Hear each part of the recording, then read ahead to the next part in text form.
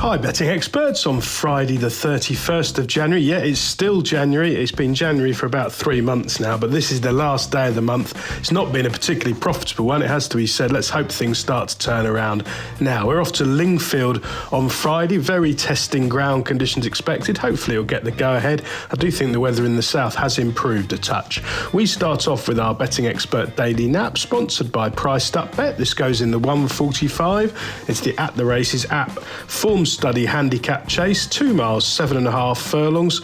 A competitive contest this, small field, but I think this is a gilt-edged opportunity for Havela to continue the revival of the Gary and Joshua Moore yard. Now Gary, he had a good interview the other day that I read where he said it's been a really hard season for them, stop-start. They've never really got going. They've actually had a few very well-backed horses ironed out, which is most unusual for that firm. But in recent times, things have improved. He's had 3 winners in the last fortnight. Hopefully their fortunes will turn around. They've certainly got some well-handicapped horses, and I think one of them is running here, Havela. Now this one is a proper mudlark, needs deep ground as bad as it gets, so these conditions should be absolutely ideal. It gets really bad at Lingfield when they've had rain. It's going to be soft here, and that should suit Havela, who's been a work in progress in 3 runs over fences at a time, obviously, when Gary and Josh have been badly out of form. I thought he showed a good deal more at Exeter last time out when finishing 3rd. This is an inordinately weak race. I think a positive ride from Niall Houlihan can see Havela get off the mark over fences at the 4th attempt. Our betting expert value angle selection, sponsored by Priced Up Bet, goes in the 348.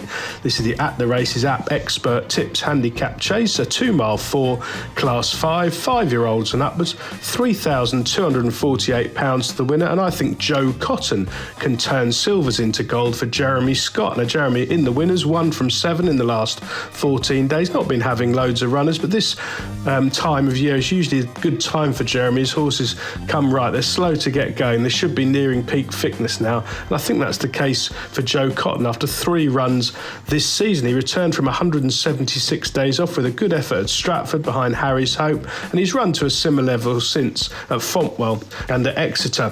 He's got Lorcan Williams back in the saddle this afternoon, who was on board when he won at Exeter last March. That came on heavy ground over this kind of trip, so these conditions no issue at all. Now he did pay the price for that 22 length win. He was on 86 there, and he's been in the mid-90s since, but I think he's well capable when he gets his conditions.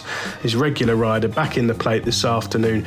He should be spot on fitness wise, and most of these rivals have a very opposable look. Best of luck on Friday, betting experts, and please do remember to like and comment on our Priced Up Bet sponsored videos.